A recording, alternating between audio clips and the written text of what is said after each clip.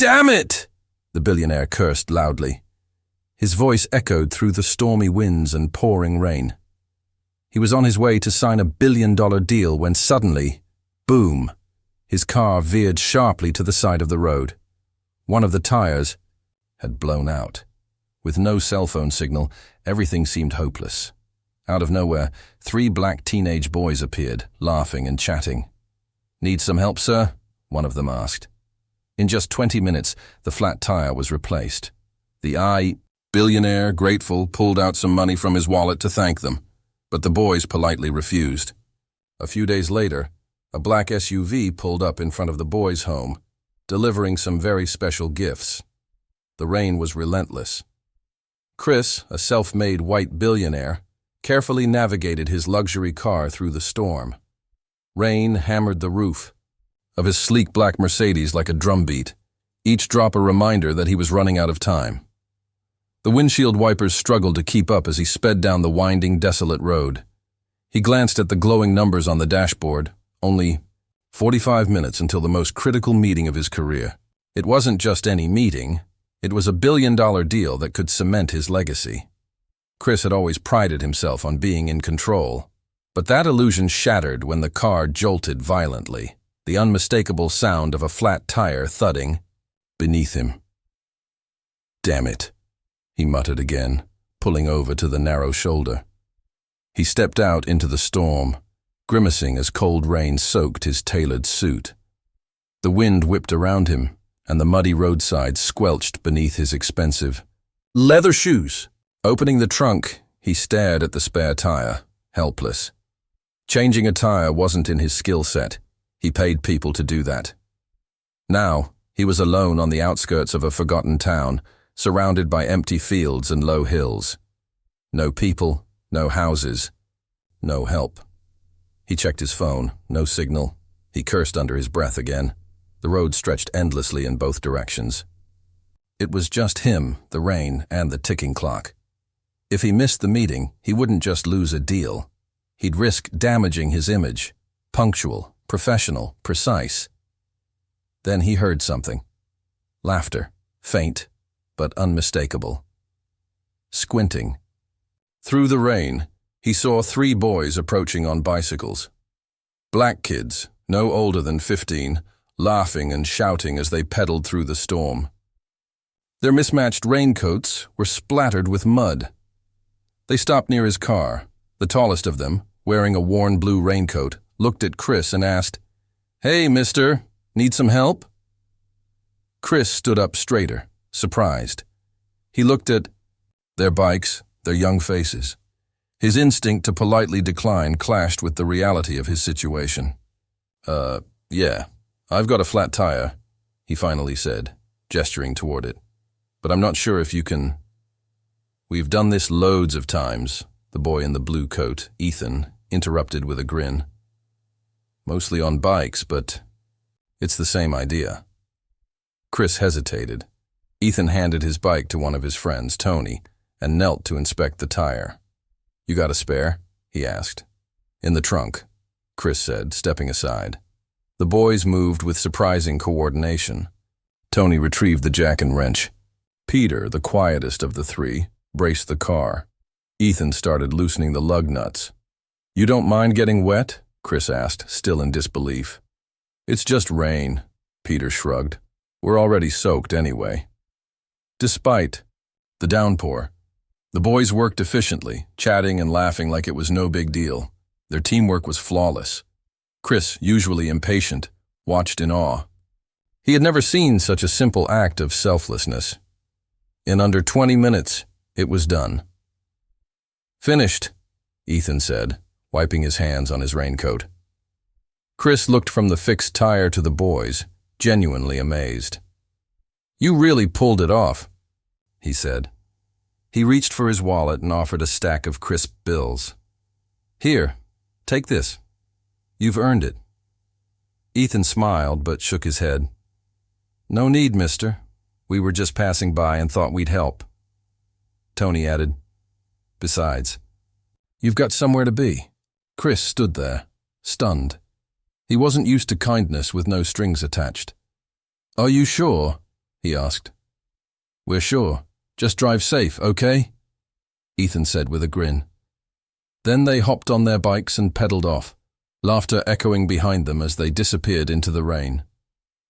Chris stood still for a moment, watching them go. Something inside him shifted. He couldn't explain it. It went deeper than gratitude. He climbed back into his car. There was still time to make the meeting. But as he drove, it wasn't the deal on his mind. It was the boys, their kindness, their humility, their teamwork. He arrived at the towering glass skyscraper just as the rain began to let up. The valet rushed over with an umbrella. Chris stepped out, suit damp and shoes muddy. The attendant gave him a curious look, but Chris just nodded and walked in. Inside the boardroom, the atmosphere was electric. His team buzzed with nervous energy. Investors sat quietly at the long table, waiting. Chris took his seat at the head and began his presentation. He spoke with his usual polish, delivering facts and figures, answering questions with ease. But in the back of his mind, the image of the boys kept returning. Their laughter, their soaked raincoats, their refusal to take money. His voice faltered once, then again. It startled his team. Chris never lost focus. He closed the deal. But as the clients congratulated him and shook his hand, Chris barely registered it. He returned to his office, loosened his tie and stared out at the rain-drenched skyline. On any other day, he'd be celebrating. But today felt different. He replayed the moment when Ethan had refused the money. In Chris's world, everything had a price. Even generosity was usually a transaction. But those boys had helped without expecting anything in return. That gesture, so simple, had shaken something loose inside him. He leaned back, the city lights glowing beneath the fading storm. He thought of Ethan's confident smile, Tony's quiet strength, Peter's calm presence. They had shown him something rare. Pure, honest kindness. Chris knew then he owed them more than money, not out of guilt, but because they reminded him of something he'd forgotten, something human. The storm had passed, but its impact remained. The next morning, Chris rose early. The sky was clear, the sun breaking through the clouds, and for the first time in years, he felt a sense of purpose that had nothing to do with business. He didn't know exactly what he would do next, but he knew where he had to go, back to that town, back to the boys.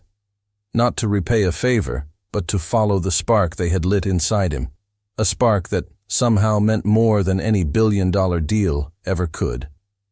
Remnants of the storm had faded to puddles along the city streets. Chris wore casual clothes, a navy sweater and dark jeans, a clear shift from his usual suit and tie. Today wasn't about business. It was personal. As he drove toward the small town, the highway opened up to rolling fields and quiet houses. The memory of the boys and their selfless act grew stronger with each passing mile. Chris knew he couldn't repay their kindness with a simple gesture. It had to be something meaningful, something that would show his gratitude while honoring their humble nature. He arrived at the stretch of road where the flat tire had once stopped him. The air was crisp, the earth fragrant in the aftermath of the storm. Slowing his car as he entered the town, he scanned for signs of the boys. It didn't take long. Ethan, Tony, and Peter were outside a modest diner, their bikes propped against the wall, laughing the kind of carefree laugh that only comes with youth and friendship. Chris smiled, parked across the street, and stepped out. As he crossed the road, Ethan spotted him first. "Hey, it's the guy from yesterday," he called, nudging his friends. The others turned, their faces lighting up in recognition. "Hey, mister," Tony greeted, casual but friendly. "Car holding up okay?" Chris chuckled and nodded. "Thanks to you three, it is." He paused, glancing at the bikes. "Mind if I join you for a minute?" The boys exchanged glances, then shrugged in unison. "Sure," Peter said, gesturing to the bench outside the diner. Chris sat down, feeling slightly out of place but oddly at ease. I wanted to thank you properly for yesterday. You didn't have to help, but you did. And it meant more than you know." Ethan grinned. "It was no big deal. You looked like you needed a hand." "Yeah," Tony added. "We were already soaked. Figured we might as well do something useful." Chris laughed, shaking his head. "You three have more generosity than most people I've met in my life." Peter leaned back, arms crossed. "It's just what you do, right? Help someone out when they need it." Chris studied them for a moment, their sincerity catching him off guard again. He reached into his pocket, pulling out a small notebook he'd used to jot down ideas during the drive. "I know you didn't do it expecting anything in return," he said, "but I want to do something for you, for all of you." The boys looked at each other, curiosity and caution flickering in their eyes. "Like what?" Ethan asked, guarded. "Well," Chris said, leaning forward, "how about I fix up your bikes, or get you something you've been wanting for a while, something practical. Think of it as my way of showing appreciation." Tony frowned, shaking his head. "You don't have to do that, mister. We're good." "Yeah," Peter added. "We weren't looking for a reward." Chris raised a hand, smiling. "I know. But this isn't about rewards. It's about paying forward the kindness you showed me. Let me do something for you." Ethan hesitated, glancing at his friends. "Well, there is something." Tony and Peter turned toward him, surprised. "There's this community center we hang out at sometimes," Ethan continued. "It's kind of falling apart, leaks in the roof, old equipment. They've been trying to raise money to fix it up, but it's slow." Chris leaned back, considering. "A community center, huh? That sounds like something worth helping with." "Yeah," Ethan nodded. "A lot of kids go there after school. It's important to the town." "If you really want to do something," Tony said, "maybe help them out, instead of us." Chris smiled, a swell of pride rising in his chest. These boys weren't just kind, they were thoughtful, thinking about their community even when offered something for themselves. "All right," he said, standing up. "You've got a deal. I'll see what I can do about that community center." The boys grinned, their excitement tempered with humility. "Thanks, mister," Ethan said, extending a hand. Chris shook it firmly, his voice steady. "No, thank you. You reminded me the world could use more people like you." As he walked back to his car, he felt a renewed sense of purpose. Helping the boys was just the beginning. This small town had something special, and Chris was determined to be a part of preserving it. Driving away, the image of their smiling faces stayed with him, a reminder that even the smallest acts of kindness could ripple far beyond their origins. The next week, Chris returned, this time with a plan. He had made a few calls, pulled some strings only someone with his resources could. But it wasn't about showing off. It was about using what he had for something that truly mattered. He parked near the diner and stepped out. The street was quieter, the town humming with a midweek calm. Ethan, Tony, and Peter weren't there, but Chris wasn't concerned. After chatting with a few locals, he made his way to the community center. The building was modest, its paint faded, the roof patched unevenly, and the playground behind it, worn and outdated. Yet it had a charm, a quiet resilience that refused to be buried beneath wear and time. Inside, he found the boys hunched over a table covered in papers and markers, working on a banner that read, "Community Center Fundraiser." Every little bit helps. When they saw him, their faces lit up. "Hey, Mr. Chris," Ethan said, setting down a paintbrush. "What are you doing here?" Chris smiled. "I told you I wanted to help. Thought I'd come see what you're working on." Tony pointed to the banner. "We're trying to raise money for the center. Got a bake sale and car wash planned this weekend." "It's slow going," Peter added, "but every bit counts." Chris nodded, genuinely impressed. "You three are something else, you know that? But I think we can speed things up a little." The boys exchanged curious glances. "What do you mean?"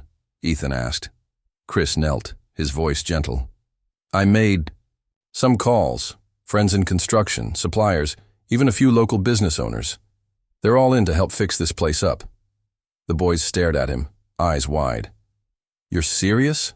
Tony asked, barely above a whisper. Completely, Chris said. This center matters, and you reminded me that helping others means more than money ever could. Repairs start next week. Ethan looked at the others, his face breaking into a grin.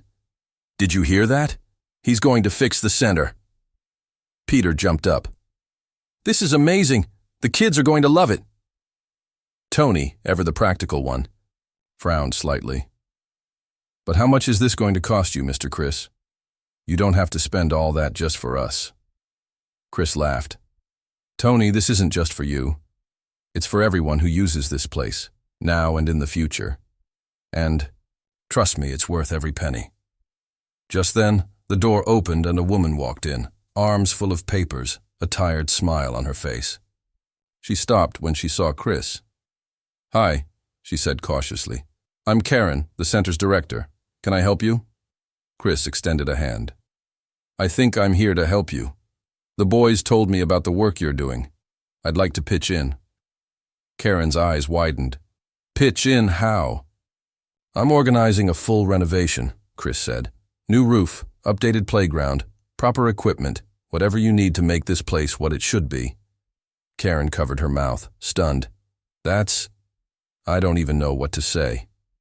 Say yes, Chris said warmly, and tell me how I can make your job easier. Karen looked at the boys, then back at Chris, her voice trembling. Yes, absolutely yes. Thank you. Over the next few hours, Chris worked alongside Karen and the boys to outline a plan. Renovations would begin with the roof and structural repairs. Karen spoke passionately about programs they wanted to offer, but couldn't due to the center's condition. The boys added ideas for the playground and activities, their enthusiasm contagious. When Chris left that evening, the sun was casting golden light over the town. He looked back at the building, imagining what it would soon become, a place full of laughter and possibility. Driving away, he felt something shift inside. This wasn't just a project. It was a chance to leave a lasting impact, to honor the selflessness of 3 boys who reminded him of the power of connection and kindness. He smiled and gripped the wheel a little tighter. For the first time in years, Chris felt like he was exactly where he was meant to be. The roof was replaced first, followed by repairs to the walls, plumbing, and electrical systems. It wasn't just a restoration. It was a complete transformation. Ethan, Tony, and Peter were there every day after school, watching in awe as the center changed before their eyes. They helped wherever they could, carrying tools, clearing debris, and even painting walls. The construction workers quickly grew fond of the boys, often joking with them and letting them take on small tasks under supervision. Chris made frequent visits, overseeing the progress and chatting with the workers, but his favorite moments were the breaks, sitting outside with the boys and Karen, discussing plans for the center's future. Each day, Chris felt a deeper connection to both the community and the project. One bright Saturday morning, as the workers were finishing the final touches on the new playground, a crowd began to gather. Families from all over town had heard about the renovations, and the excitement was palpable. The playground was the centerpiece, a vibrant area with colorful swings, a slide, and a jungle gym. It stood as a symbol of what was possible when people came together. Chris stood with Karen, watching as the last pieces of playground equipment were bolted into place. Karen turned to him, her expression a mix of gratitude and amazement. I don't think we'll ever be able to thank you enough, she said softly. Chris smiled and shook his head. Karen, this isn't about thanks.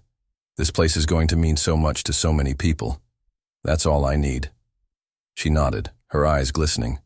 You've done more than just fix a building, Chris. You've given this town hope.